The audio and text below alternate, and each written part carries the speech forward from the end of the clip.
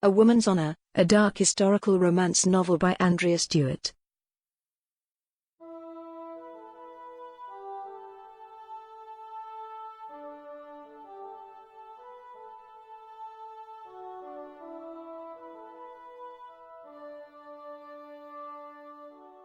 Chapter 5. The next day Eleanor found that she had 5 girls and 4 boys in her room when it came time to teach letters. Apparently some of the Keep's boys found their sister's mysterious code of ink on paper something they needed to know. Eleanor considered teaching them how to do sums as well. Because paper was now in short supply, and because the ink was all but gone, she made them write with charred sticks on broken planks salvaged from elsewhere in the Keep. The result was a floor black with soot, and 9 children who could write their name. After 3 hours of noisy instruction, she sent them off to find other employment. In truth, she had no idea why she was teaching these children anything. It was surely a waste of time when she would be gone come spring. But when they were so eager to learn, and so happy with the result of their labor, it was hard to send them away. And perhaps it would help them in some meaningful way. Once the children were gone, Eleanor went in search of Alan. When she found him, he was walking across the courtyard before the front gate. She had to run to catch up with him. "Sir," she said as she touched his arm. He looked down first in surprise, then in suspicion. "Please put me to work. I have nothing to do." "I have no time to entertain you. "I am not accustomed to being idle." "If you simply must be amused, Mary's mother oft says there are too few hands in the kitchen." He strode off through the open gate without another word. Eleanor sighed. Working with Mary's mother would have been her last choice. She turned and walked slowly toward the kitchens. She was happy to find them bustling with activity. Perhaps she could go unnoticed.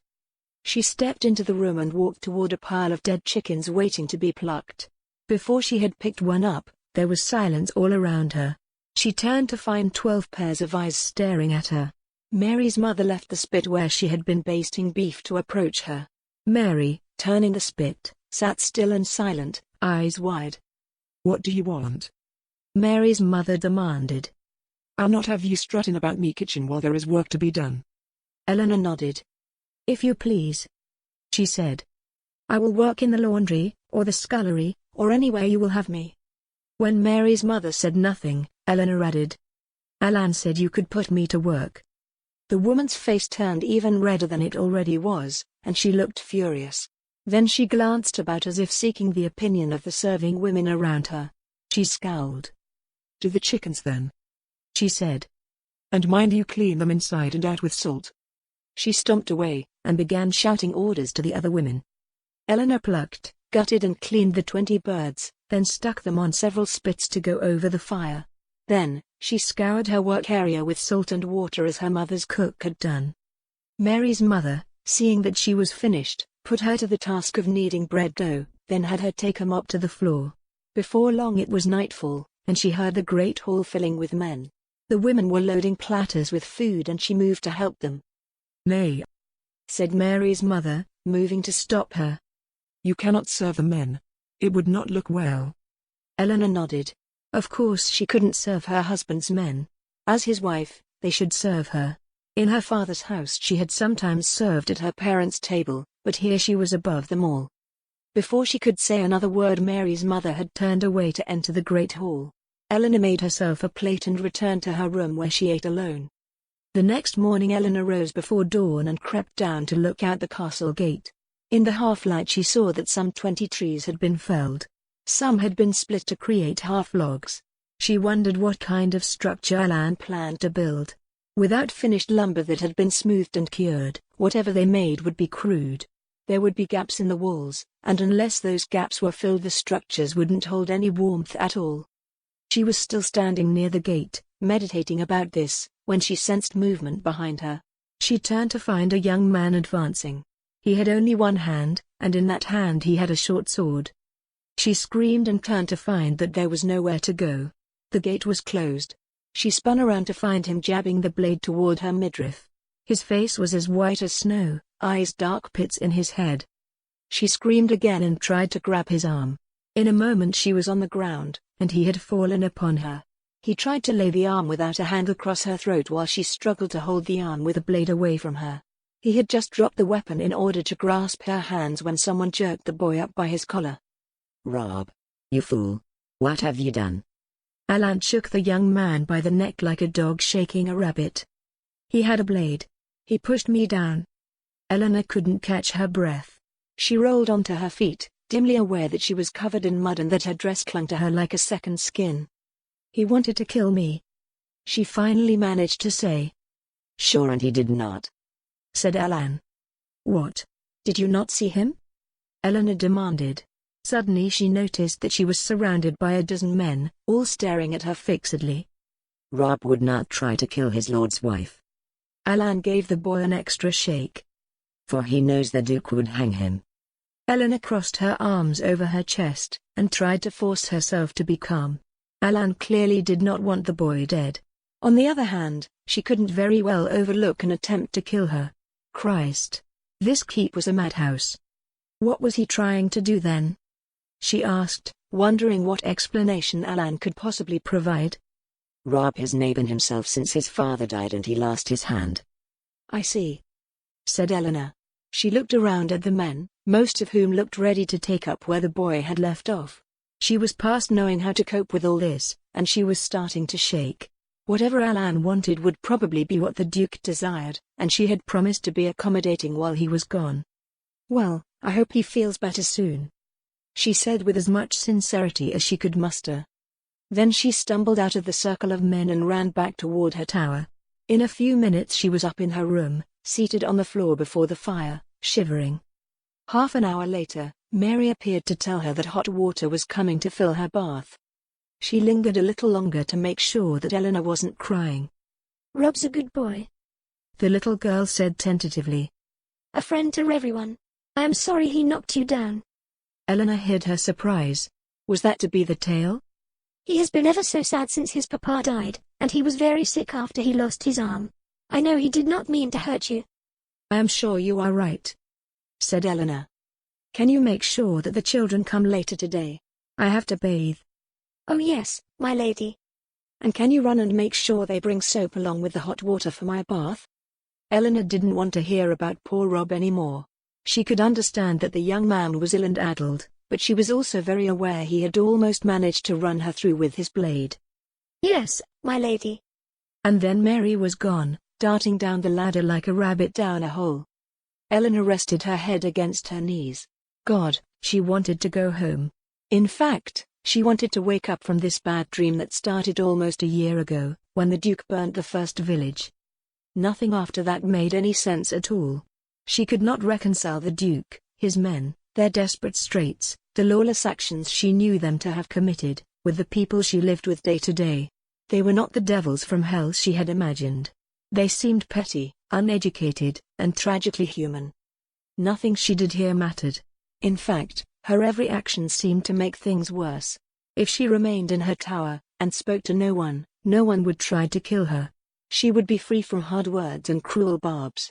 But she could not live her life in a cage. When her bath water came, Eleanor found herself wondering if it was possible to drown oneself on purpose. Things would be so much easier if she wasn't alive to trouble anyone at all. 2 weeks came and went, and then 4. The Duke had still not returned to his keep. That said, Eleanor did see some of the men who had gone with him from time to time. They appeared at the keep as escorts for small groups of people who had been collected from burned-out villages and isolated farms across the Duke's estates. They came carrying what little they had, escorting livestock, pulling wagons filled with grain, or seed, or small children too young to walk on their own. Eleanor often rose early to peer out the castle gate to assess the ongoing construction. Alan had his men building long low huts, using whole logs culled from the forest. To create each side of a building, he planted 4 vertical posts, 1 pair on each end of a desired wall. Then he laid thick logs atop one another between these vertical posts.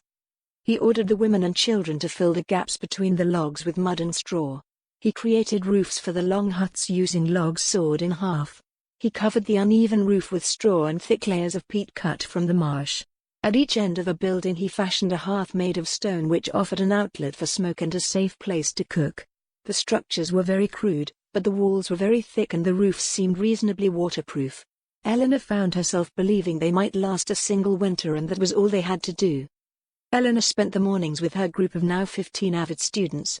Mary proved eager to drill children on lessons she had previously mastered. It was strange to watch the little girl walking others through the letters she had learned. She seemed older already to Eleanor, and filled with almost religious zeal. But then she was learning to read and write, which almost no one else in the keep could do. Somehow she understood this was important work and something she should commit herself fully to. In the afternoons Eleanor helped in the kitchens. She noted that there was no more food to cook, and every day there were more people to cook for. Mary's mother made no attempt to know her better, and seemed to resent her daily appearance. But she put her to work when she came, and that was enough for the time being. Dusk one evening found Eleanor walking across the courtyard. Dinner was going on in the great hall, but she could not bear to eat with the Duke's men.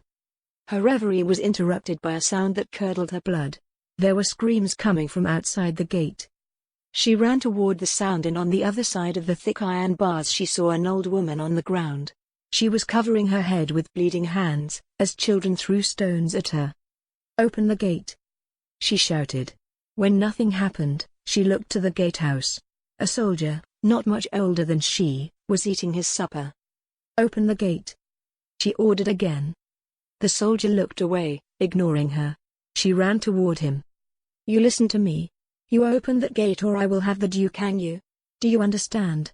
I am mistress of this castle, and whatever you may have heard, I speak with his authority.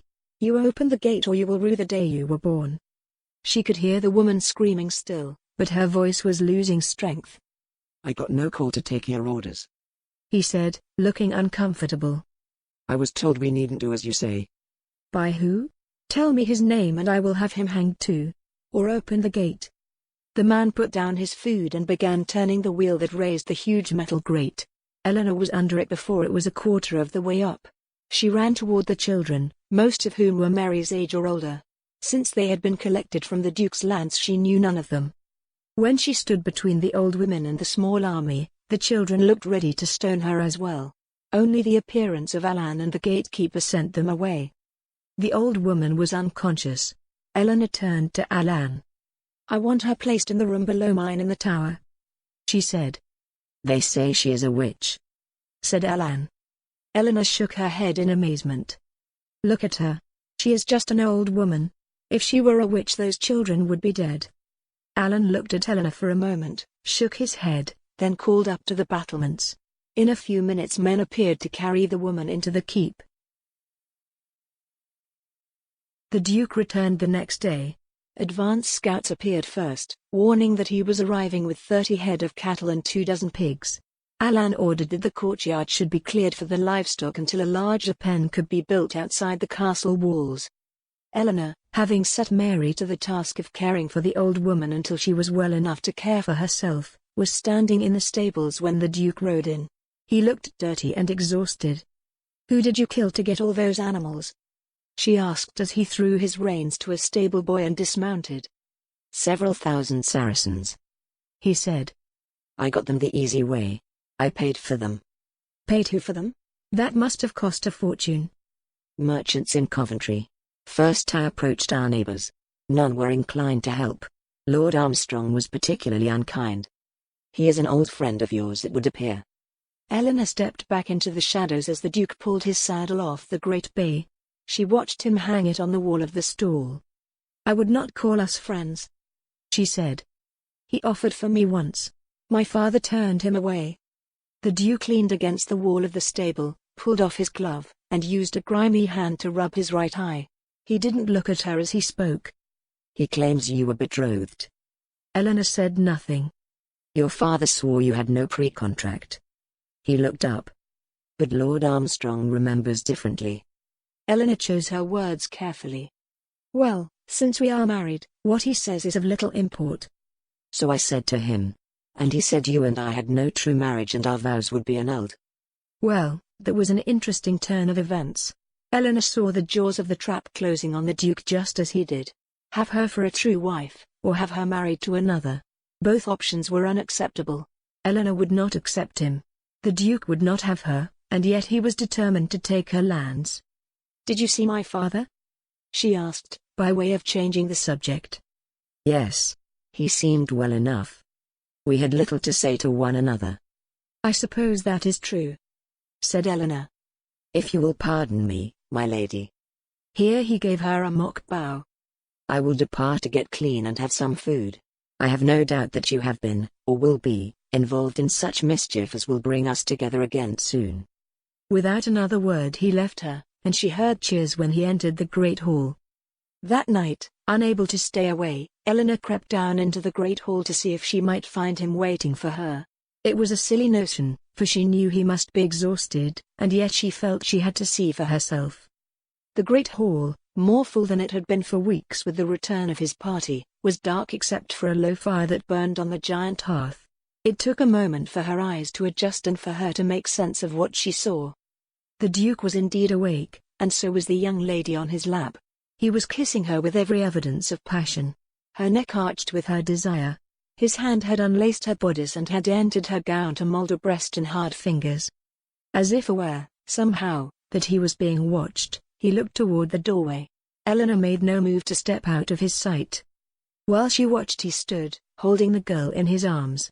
He passed by Eleanor as he entered the hall, and a moment later she heard his step on the stairs. For her part she returned to her tower with her face red and her hands shaped into hard fists.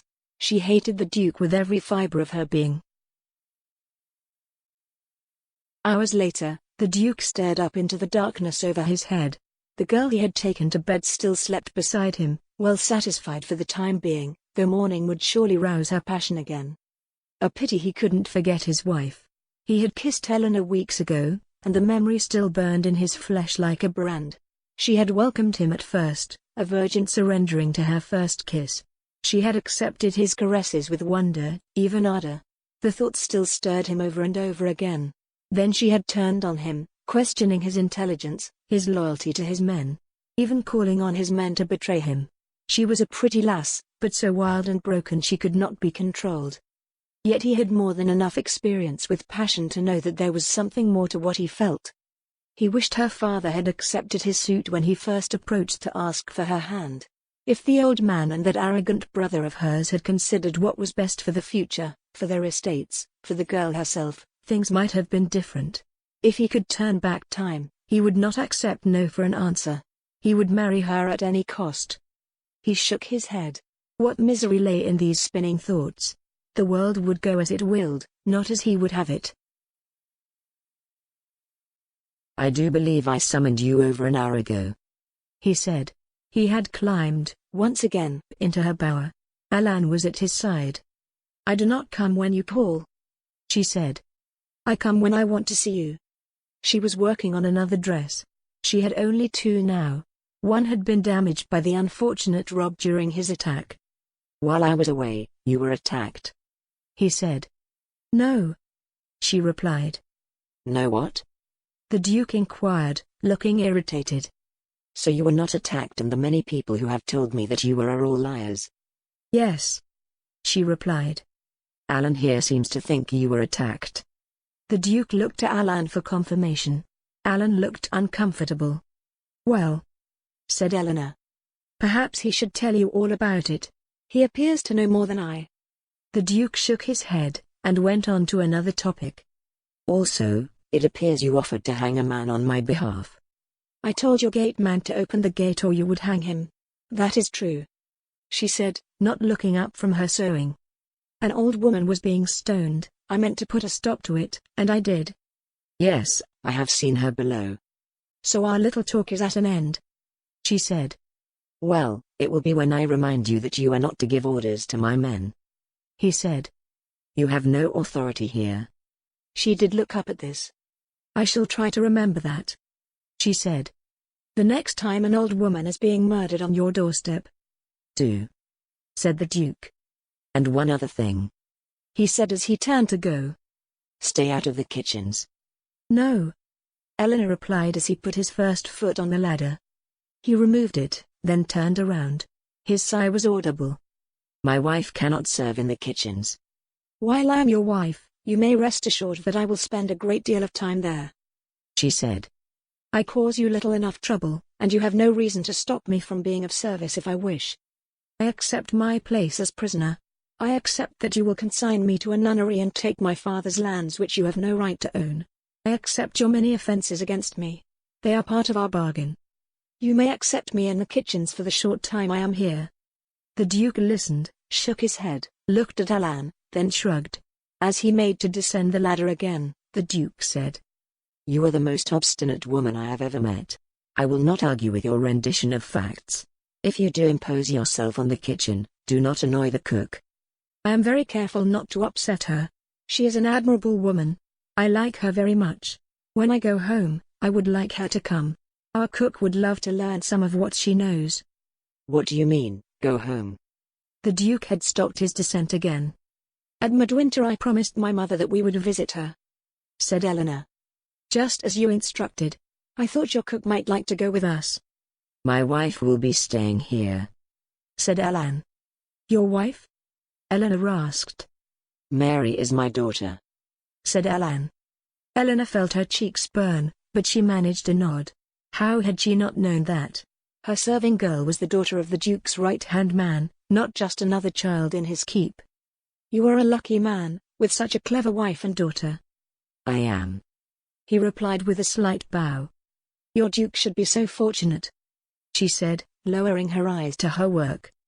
The Duke said, "God save me from intelligent women. They are so frequently impossible to please." "Yes. Stupid men should wed only stupid women so they can sire stupid children and create the miserable dynasties they so richly deserve." The Duke and Alan, stunned, said nothing. "My father would warn you to be very careful what you wish for, my lord. But I pray you get exactly what you say you want." The next time Eleanor looked up, Alan and the Duke were gone. Despite Eleanor's avowal to the Duke that she would return to the kitchens whenever she pleased, she found herself disinclined to go back. Mary's mother, Alan's wife, didn't want her there, and she recognized the Duke's mistress as one of the women who worked alongside her. And in any case, why make the effort when it clearly gave her no benefit? The children she taught appreciated her presence, and she would continue to instruct them as long as they showed any interest at all. But it was long past time she accepted that she was nothing more than a prisoner of this castle. Her efforts to be useful served only the Duke's purposes. She knew she could never please him and she would not choose to please him if she could. Since she had so much time on her hands, she took an interest in the old woman she had rescued. Her name was Maggie and she was very wise. It was easy to understand why people thought she was a witch. She seemed to know a great deal about healing. As soon as she was well enough to speak she had requested herbs from the woods. With Mary's help she brewed a salve that seemed to stop the wounds on her body from festering. In fact, she recovered in record time. "My mother had second sight," said Maggie, one day as they sat together. "My father was grandfather to Lord Armstrong. While he lived, we had a house and a small garden where my mother grew herbs. She practiced healing. When she died, I tried to carry on." "Then how came you to live on these lands?" Eleanor asked. She was stitching a new gown for the old woman. The one she wore now was nothing more than rags. "The current lord felt no need to maintain his grandfather's bastard. So when my mother died, he sent me on my way. Since then I've wandered from village to village. Sometimes people pay me to heal, but when I cannot help them they say I am a witch." She paused, as if waiting for Eleanor to say something. When she didn't, the old woman spoke again. "This should not be so," she said defiantly. "I harm no one with what my mother taught me." "I am sure you don't," said Eleanor. "I have done much good in my time. It is not right that people should hate me," said the old woman, her hands kneading the rough coverings of her bed. "Of course it is not. One day, perhaps, we will find a way to change their minds," said Eleanor. The old woman shook her head. "I don't have the sight, but I know I won't live long enough to be welcome anywhere, or to pass on what I know. My mother's people were always well thought of, but their kind is long dead. I am the last of a strange breed, and the world will be happy when it is rid of me." Eleanor put aside her sewing and took the woman's hand. "I am hardly a friend worth having, but trust that I am, indeed, your friend. We must hope for the best and plan for the worst. Mayhap we will find our way yet." When Eleanor left the room, the woman was sleeping, her face wearing the remnant of a smile. Eleanor, far from hopeful despite her words, climbed back to the top of her tower. After 7 days, the Duke appeared in her room. To her surprise, he was alone. "Will not this private visit make it difficult for you to disown me? I thought we were never to be unattended." "Alan is at the bottom of the ladder, and I will come no closer," said the Duke. He was dressed in a loose white shirt and dark breeches. His boots were mud-spattered as though he had spent the day walking. The weather had turned cold and snow had started to fall. Perhaps he had been checking on the hundreds of people who now sheltered just outside his walls. "I wanted to speak with you privately." "So speak," she said. She was sitting on the floor before the fire, her sewing long ago set aside. "Have you decided to vex me by not leaving your tower?" he asked. "Only the children see you anymore." She shrugged. What did it matter whether or not anyone saw her? She was a prisoner here. Why should she pretend otherwise? "Has someone done something to frighten you?" he asked. "Are you afraid to leave here?" She shook her head. Why did she feel tears pricking at her eyes? She should find something cruel to say to him, should convince him that she was still committed to his destruction. But all she really wanted to do was to go home and never see him again. It was hard to believe that such a simple thing was impossible. He left the ladder and came toward her. He crouched down to look in her face. "Are you ill?" he asked. She shook her head, wishing he would move away. All she could think of while he sat there was of the way he kissed that woman in the great hall, how he carried her away to his bed. "Well, I must confess, this is the most successful ploy yet."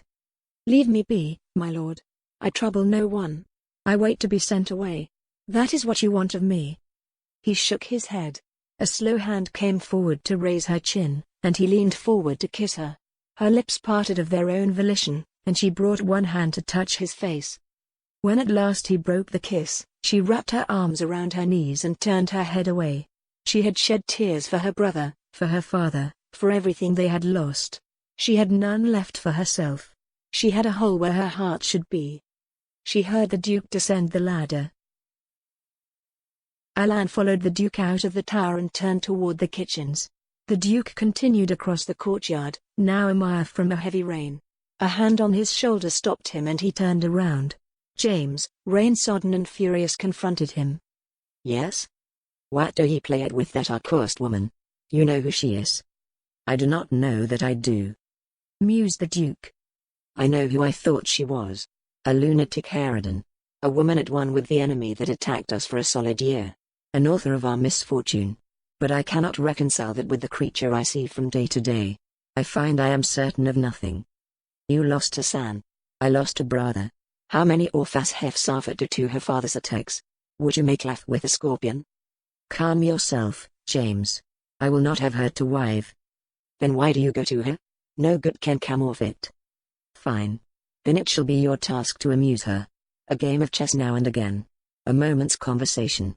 Since we all know what you think of her, we need not fear she will be able to deceive you as you believe she has me. You will not saddle me with her." "I just did. And remember, she lifted no blade in any battle. Whatever crimes her father and brother have done, she has killed no one." The next afternoon James arrived in Eleanor's room, the crude chessboard and sack of pieces in his hand. "My orders are to entertain you before dinner," he said. "You may go. I do not need to be amused." "The Duke says you can best me at chess. I have told him he is mistaken." "Tell the Duke I will not play." "No. Instead we will play a game and put it in the past.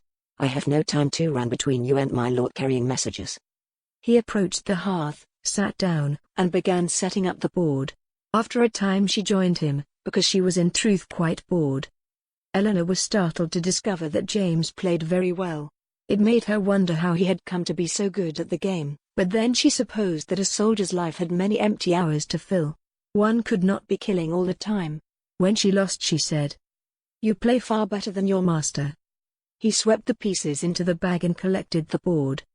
"I am sure this is why he wins every time we play." She looked at him in surprise. "How can that be so?" James looked irritated. "Are you too dull to see he lets you win? Someday he may tell you why," he said as he moved toward the ladder. In a moment he was gone.